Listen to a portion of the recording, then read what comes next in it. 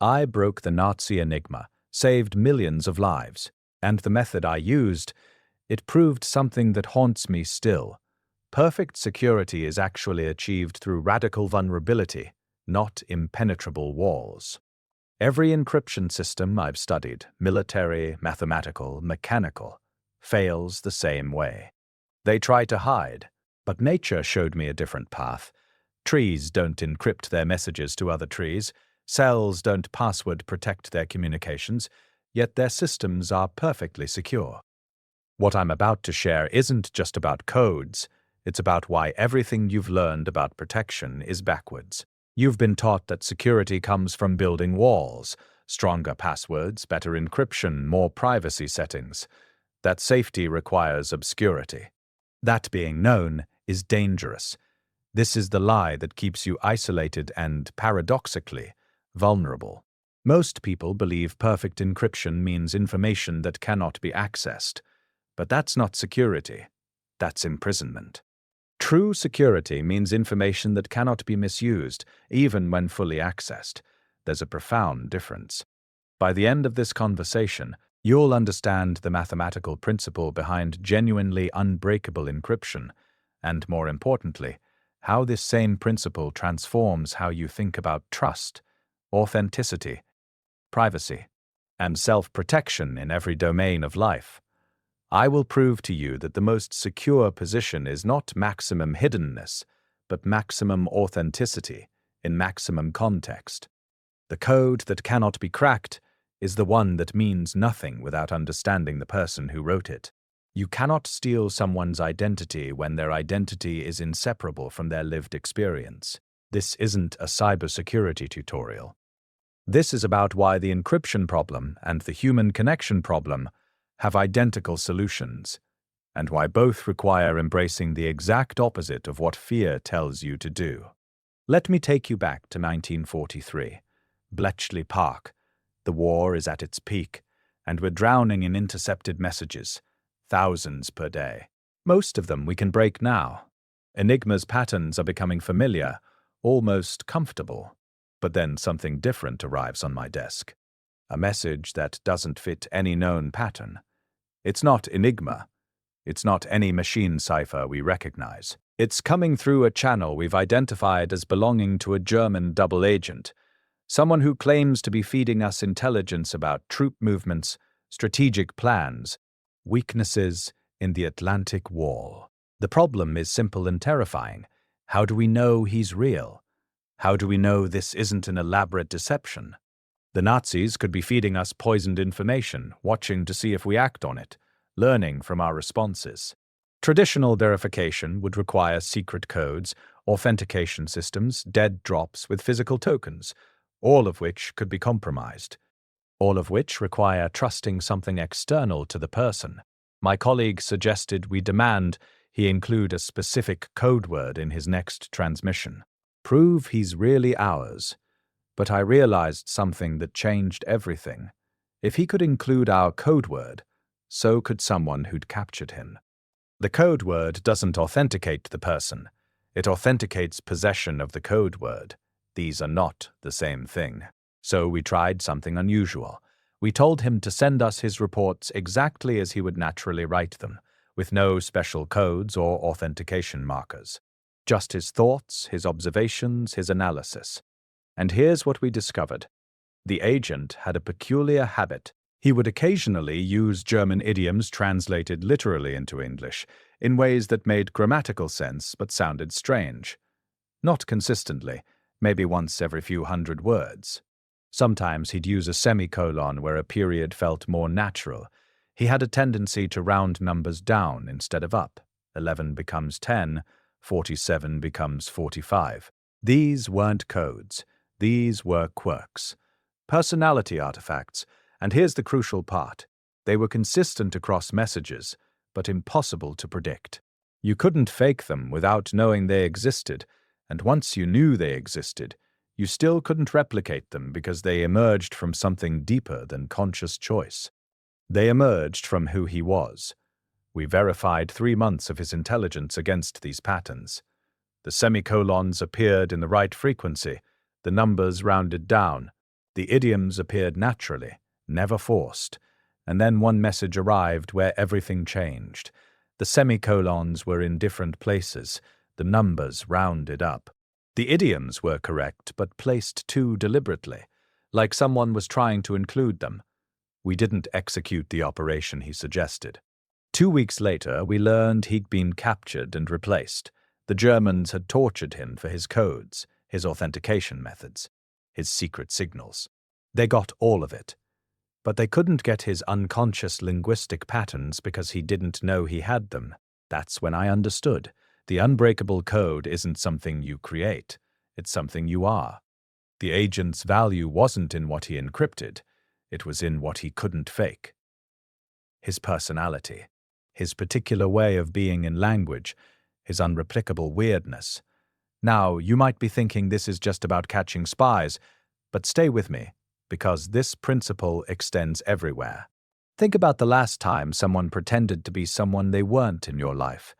Maybe they were trying to impress you, or manipulate you, or sell you something. How did you eventually realize they were performing?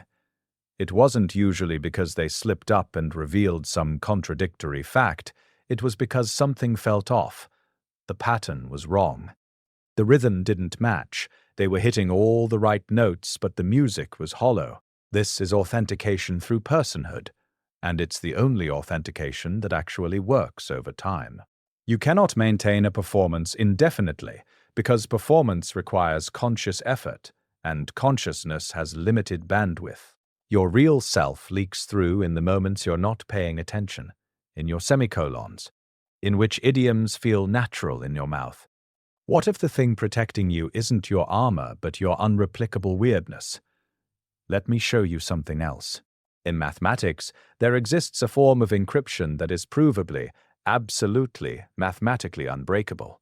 It's called a one-time pad, and understanding why it works and why it's almost never used will tell you everything you need to know about the relationship between security and intimacy. Here's how it works.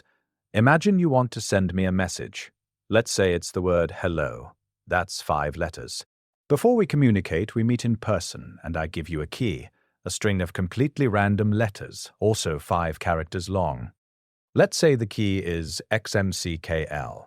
You combine your message with the key using a simple mathematical operation. H plus X equals some new letter, E plus M equals another letter, and so on. The resulting encrypted message is completely random. Genuinely, perfectly random. It contains no patterns, no structure, no hint of the original message. I receive this random string, and because I have the same key, XMCKL, I can reverse the operation and recover hello. Perfect encryption. Mathematically unbreakable. Not hard to break, not requiring 1,000,000 years of computing power to break. Impossible to break. Even with infinite computing power and infinite time, if you don't have the key, the encrypted message could decrypt to literally any 5-letter word with equal probability. It could be hello, or tests, or bombs, or lunch. The mathematics doesn't prefer one over another. This is the only encryption system ever proven to be perfect, the only one where security is absolute. And here's the devastating catch. To send a book-length message, I need to give you a book-length random key in advance. To communicate securely for a year, we need to pre-share a year's worth of random data, meeting in person in a location we trust, with no possibility of the key being intercepted or copied. Do you see what's happening here? The encryption itself is simple. The hard part is establishing the shared context, the key, in advance. And the key has to be exactly as large as all the communication we'll ever want to have. It has to be truly random, used only once, and then destroyed. This isn't just a technical limitation, it's a metaphor screaming at us. Perfect security in communication requires an enormous, unrepeatable shared context, established through direct, unmediated connection. There is no shortcut. There is no efficiency. The mathematics is telling us that the price of perfect understanding is shared time, irreplaceable, accumulated, specific shared time. This is identical to deep human relationship. You cannot truly know someone through summaries. You cannot download the key to understanding someone. You accumulate it, moment by moment. Each shared experience adding to the one-time pad of your relationship. Each inside joke is a piece of the key. Each time you comfort each other without words, you're using the pad. Each reference that makes no sense to anyone else, that's encrypted communication, perfectly secure because it requires your entire relationship history to decode. Think about the person you feel most known by in your life.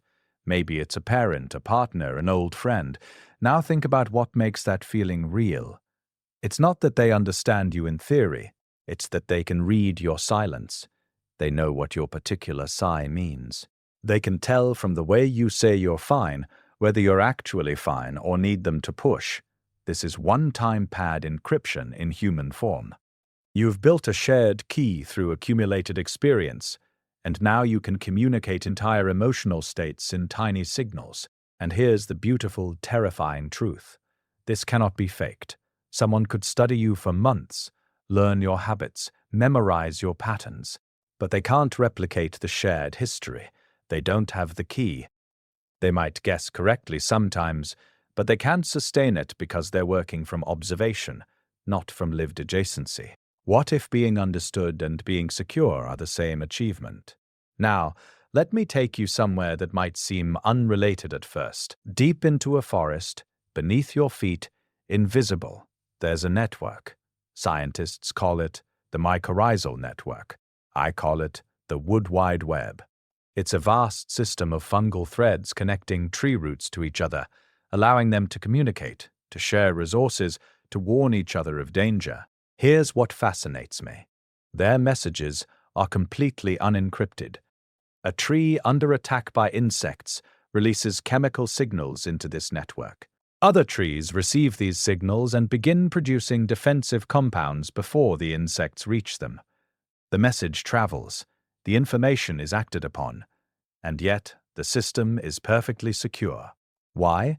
Because the security isn't in hiding the message, it's in the fact that the message only makes sense within an enormous, interconnected context.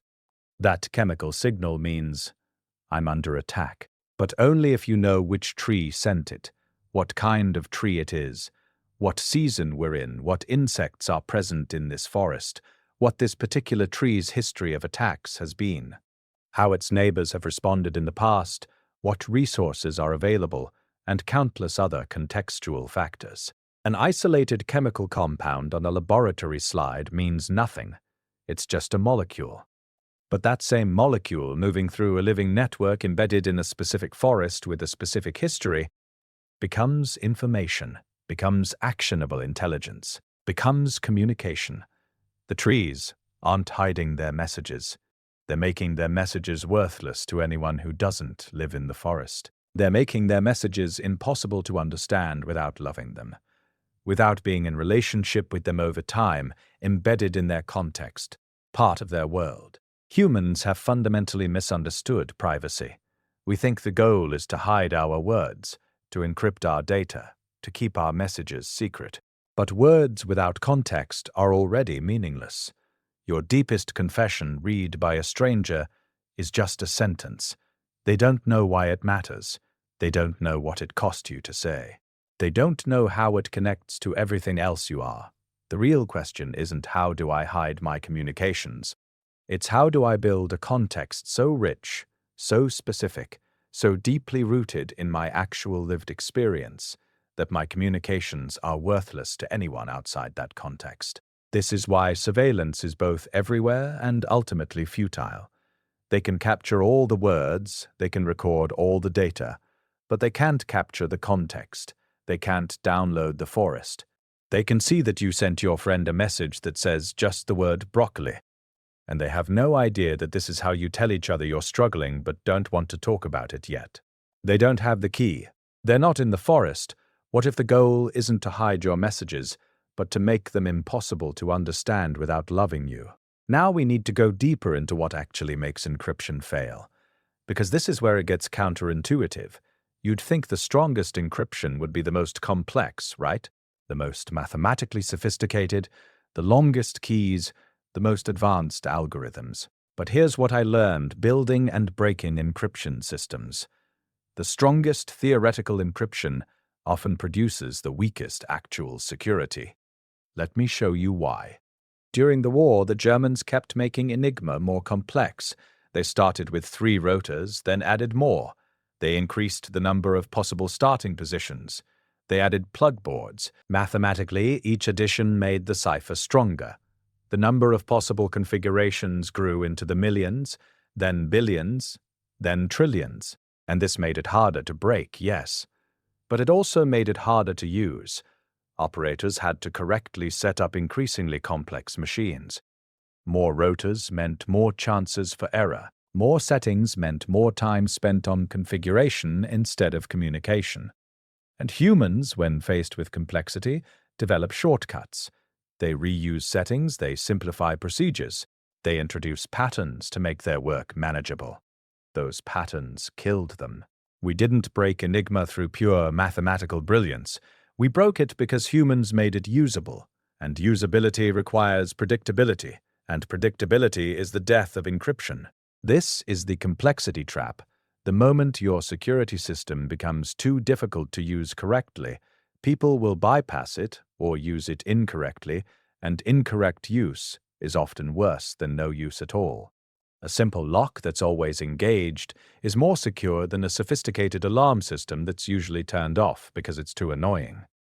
In your life, this shows up everywhere. You create elaborate systems for emotional protection. You develop complex rules for who you can trust with what information. You maintain different versions of yourself for different contexts, and this is exhausting. It requires constant cognitive effort, so you start cutting corners.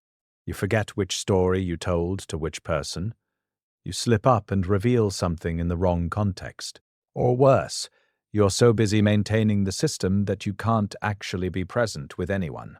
The most secure position isn't the most complex defensive posture. It's the simplest authentic stance maintained consistently over time. You don't need to be perfect.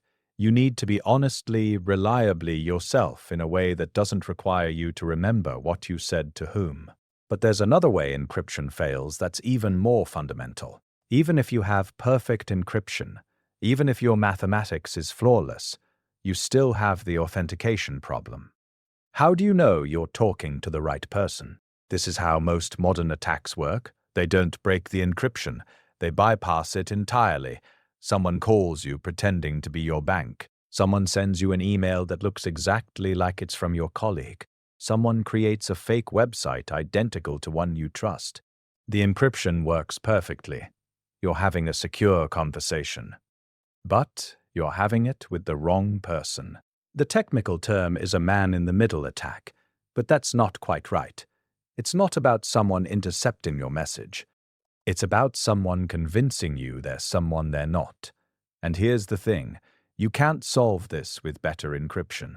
Encryption protects the message. It doesn't authenticate the messenger. In relationships, this is the question. How do you know you're seeing the real person? Not their performance, not their avatar, not the version of themselves they think you want to see. The actual person. And the answer, the only answer, is pattern recognition built over time. You test someone's consistency across contexts. You notice how they behave when they think no one's watching. You see how they treat people who can't benefit them. You observe whether their actions match their words not once, but repeatedly, across months and years. This is why shallow interactions feel unsafe even when everyone's being polite. There's no authentication mechanism. You're talking to someone's presentation layer, and you have no way to verify whether there's substance beneath it. It's like having an encrypted conversation with someone who might be anyone. Deep trust isn't naive. It's the result of successfully testing someone's consistency across enough contexts that you've built confidence in who they actually are. And this takes time. You can't speedrun authentication. You can't hack your way to knowing someone.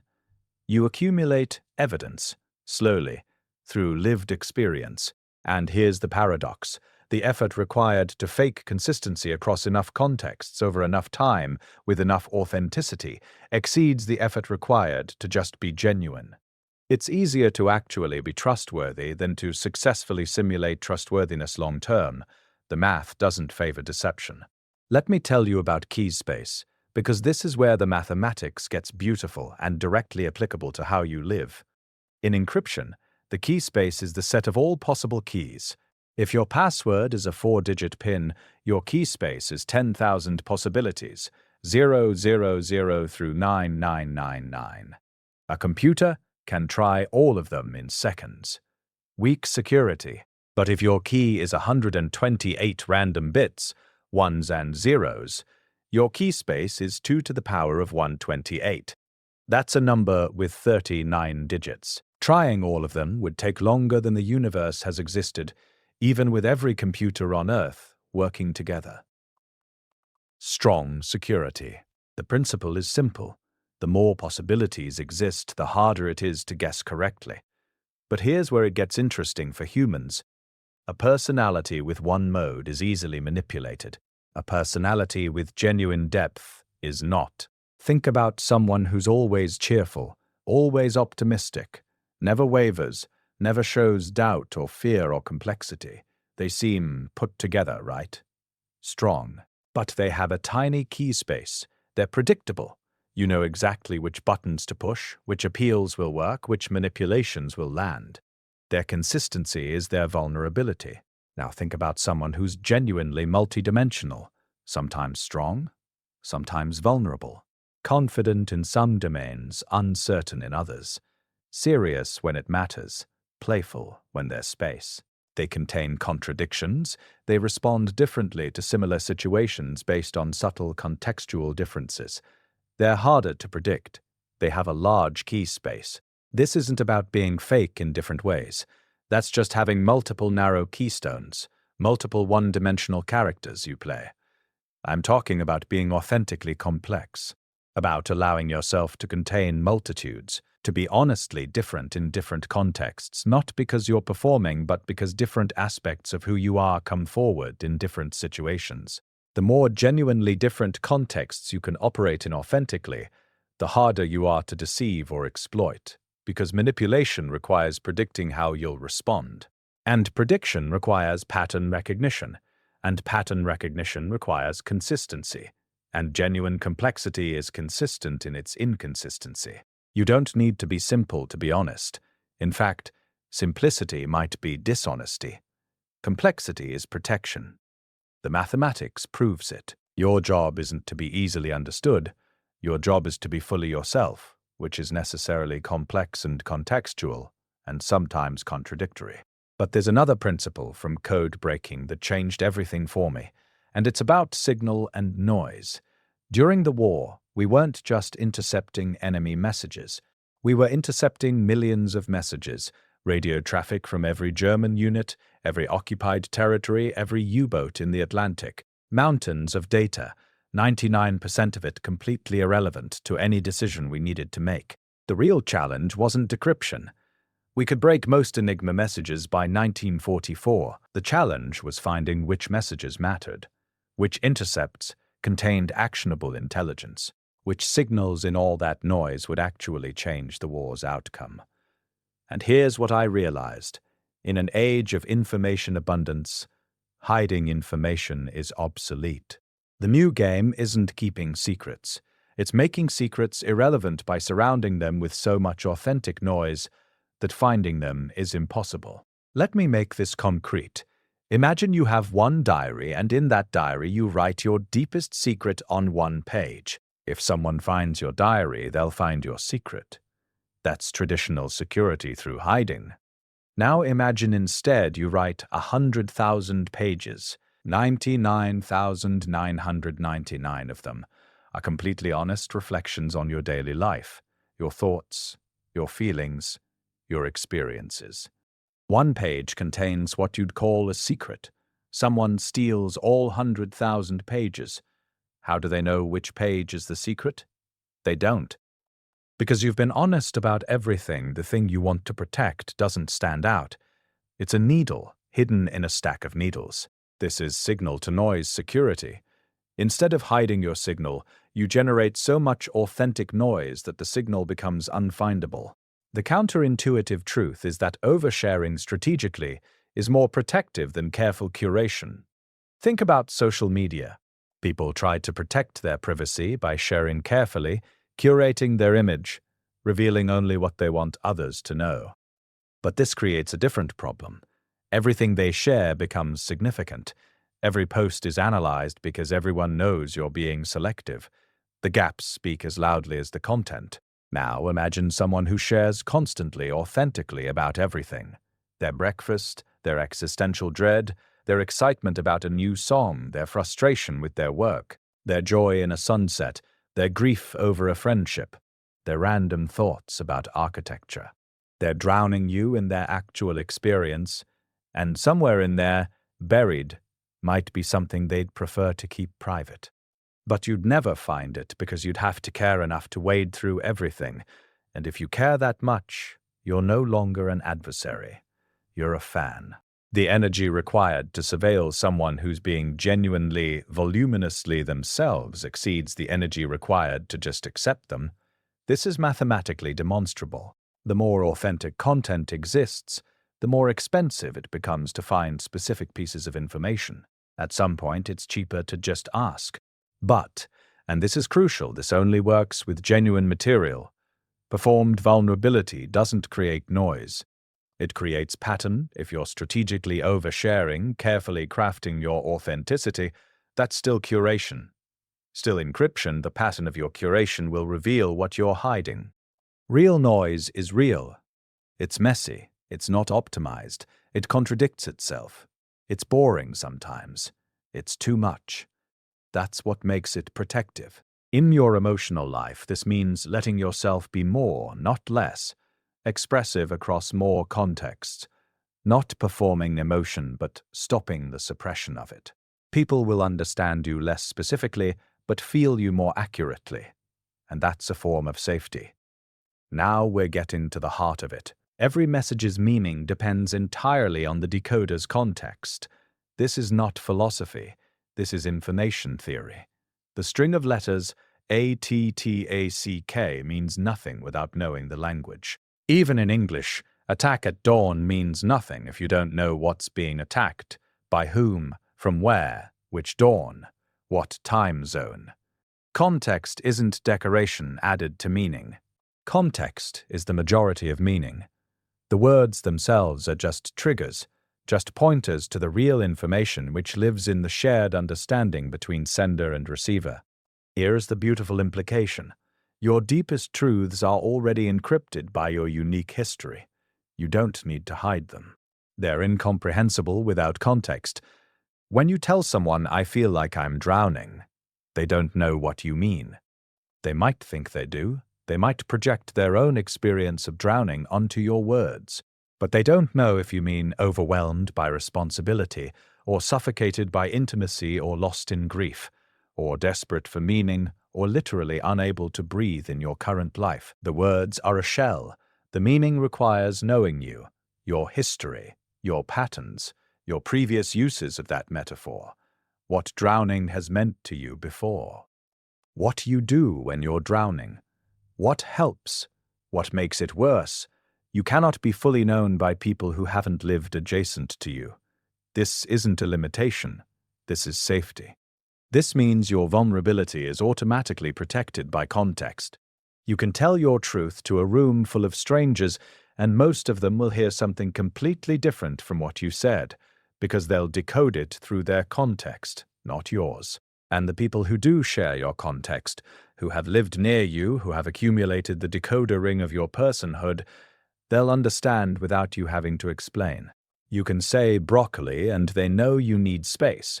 You can go quiet in a specific way and they know you're processing. You can use a particular tone and they know you're kidding when everyone else thinks you're serious. This is why being seen feels miraculous. It's not that someone worked hard to understand you. It's that someone acquired your cipher, your context, through proximity and attention over time. They didn't crack you. They grew into comprehension. So here it is. The code that cannot be cracked. Are you ready? It's simpler than you think and more demanding than you can imagine.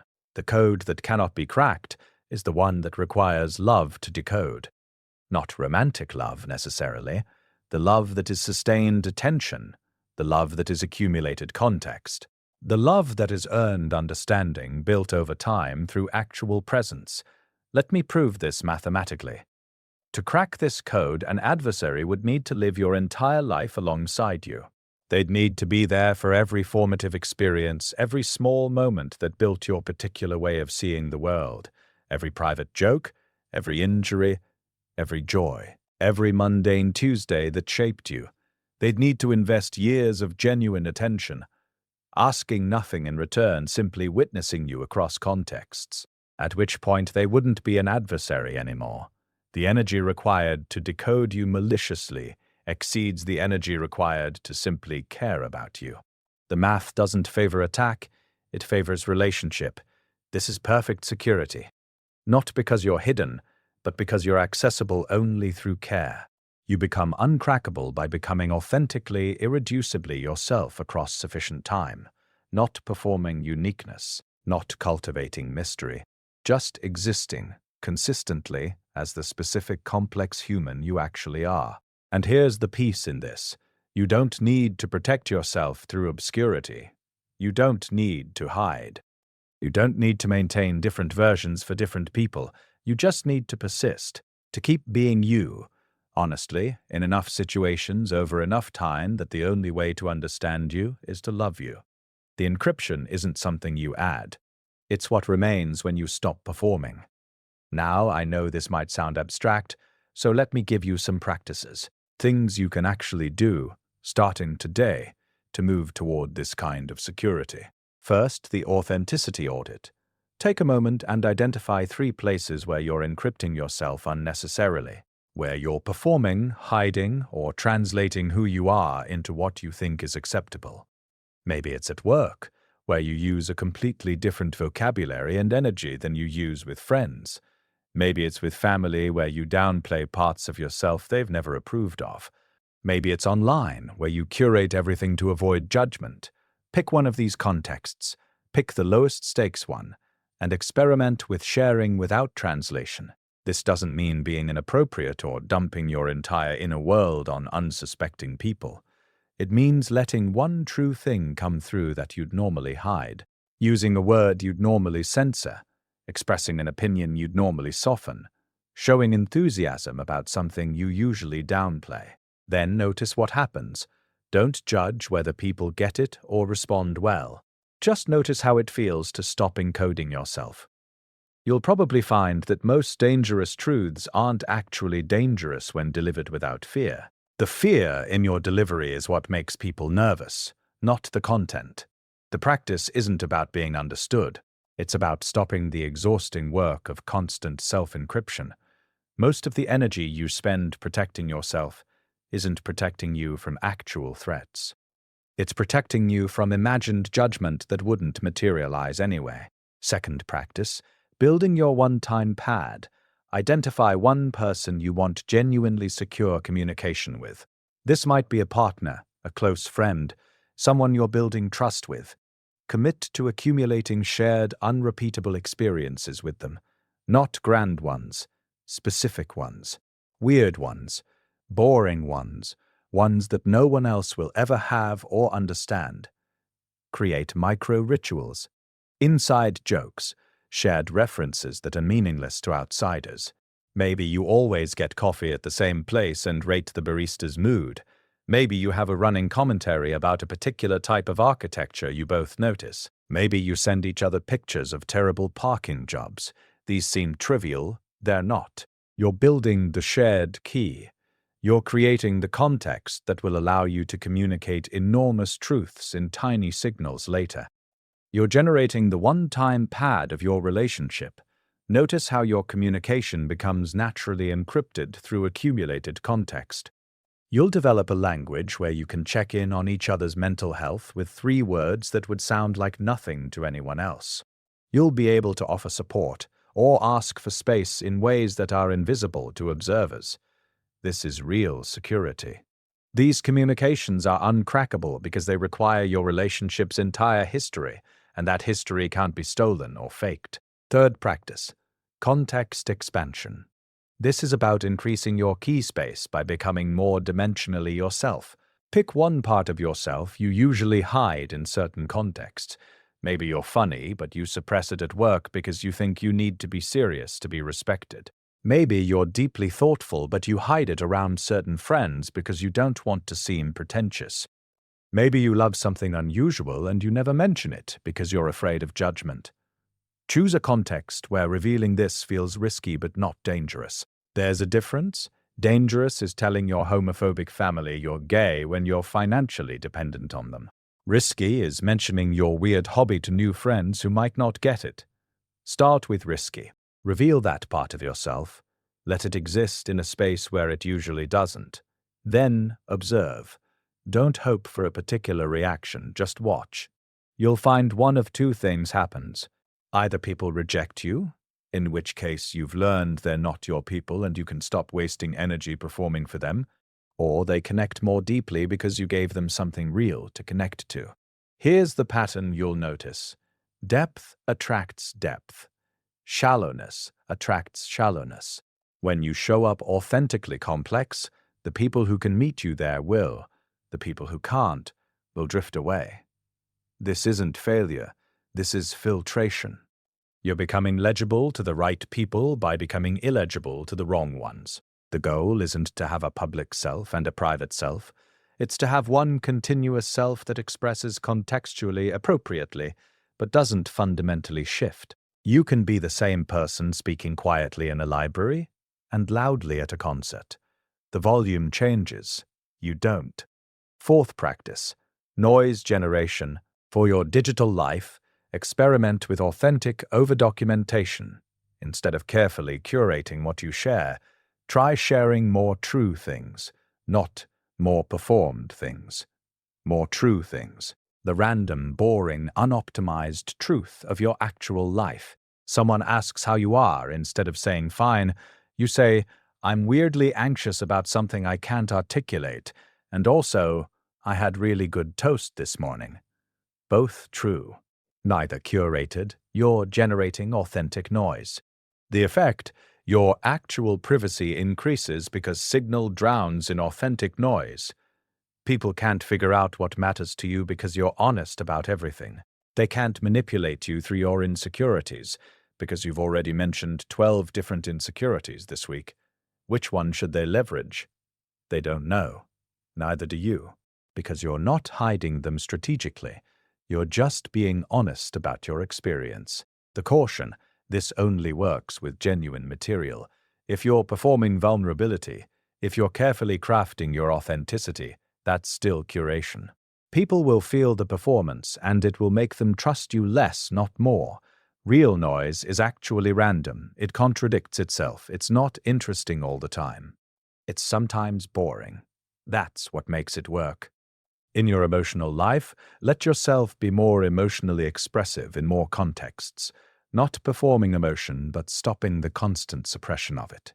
You're sad. You can mention you're sad. You're not doom spiraling or trauma dumping. You're just accurate. I'm feeling sad today. This is true. It exists. Moving on. The outcome. People will understand you less specifically, but feel you more accurately. They won't know exactly what's wrong, but they'll know you're being real. And that creates safety, not because they comprehend you fully, but because they can sense they're meeting an actual person, not a PR representative of a person. You become impossible to summarize, which is a form of safety. If someone asks a mutual friend about you, what are you like? The friend struggles. It depends. You're lots of things. You're different in different contexts, but consistently yourself. This confusion is protection. Let me bring this home now. You came here thinking encryption was about building walls, about hiding yourself behind stronger and stronger barriers, about protecting your secrets through obscurity and complexity. But I've shown you that walls are prisons that protect and imprison simultaneously. The strongest wall keeps others out and keeps you in. The code that cannot be cracked isn't hidden behind infinite complexity. It's revealed through irreducible authenticity. You don't need more complicated defenses. You need deeper roots, more context, more accumulated time of being honestly yourself. You learned that perfect security and perfect intimacy have identical structures. Both require accumulated context. Both require irreplaceable shared experience. Both require the courage to stop performing and the consistency to remain yourself across time and circumstance. You discovered that the goal isn't to hide yourself, but to become so genuinely, specifically, contextually yourself that you can only be understood through love, through the sustained attention that is earned over time, through the patient accumulation of shared experience that builds the decoder ring of your personhood. Think about what this means. You don't have to maintain different versions of yourself for different contexts. You don't have to carefully control what people know about you. You don't have to hide your complexity or flatten yourself into something easily digestible. You can be the full, contradictory, evolving, multidimensional person you actually are. And the people who will decode you will do so not through cleverness or manipulation, but through care, through choosing again and again to pay attention, to be present, to accumulate context, and those who would harm you will find that the energy required to crack you exceeds the energy required to simply let you be. You are not too much, you are not too complex, you are not too weird to be understood. You're a one-time pad in human form, utterly unique, mathematically unrepeatable. Perfectly secure simply by virtue of being irreducibly yourself. The people who matter will do the work of understanding because they want to, because knowing you becomes its own reward. And the people who won't do that work don't get access, not because you've locked them out, but because there's no shortcut to knowing a person. You can't hack intimacy, you can't speedrun understanding. You have to do the time. This is why loneliness exists, by the way, not because people are unable to know each other, but because knowing requires an investment most people aren't willing to make. Real connection is expensive.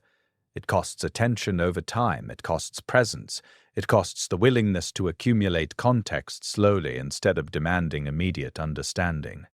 But the people who will pay that cost, they're your people, and you become findable to them by being consistently, recognizably yourself, by leaving a trail of authentic context across time, by being the same essential person in enough different situations that a pattern emerges, not a simple pattern but a complex, rich, multidimensional pattern that can only be recognized through sustained observation. You don't need stronger walls, you need deeper roots, more context, more time, more truth. The encryption you're looking for isn't something you build. It's something you are, revealed through the patient accumulation of being yourself in the world. I am already encrypted by my own existence. My security is my specificity. My protection is my personhood. Say it with me. I am already encrypted by my own existence. My security is my specificity. My protection is my personhood. This is the code that cannot be cracked, not because it's complex, but because it's you, fully, specifically, unreplicably you. And that is worth infinitely more than any wall you could build. If this perspective shifted something for you, if you felt the mathematics and the emotion align for a moment, if something clicked about why you've been exhausted trying to protect yourself, and how you might rest into a different kind of security, I'd love to know. Leave a comment. Tell me what this brings up. I'm genuinely curious, and if you want more of this, more places where your mind and heart are treated as equally sophisticated instruments, more conversations that honor both your intelligence and your humanity, consider subscribing. Not because you need me, but because perhaps we share enough context now that my next message will arrive already partially decoded. You'll understand not because I explained better, but because you've spent this time with me. You've accumulated context. You're beginning to have the key, and that's how all real understanding works. Slowly, through presence, through time. Thank you for your attention. It's the only currency that matters, and you've given me 40 minutes of it, which means we're no longer strangers. You've begun to know me, and in knowing me you've practiced what it means to decode someone. to accumulate context, to build understanding slowly. Take that with you. Use it everywhere. With everyone who matters, give them your attention. Accumulate context. Build the shared key. And let yourself be known by being consistently, authentically yourself across time. You don't need to crack any codes. You just need to be one. The right people will do the work of understanding. I promise you that. Now go. Be uncrackable. Be yourself. Be free.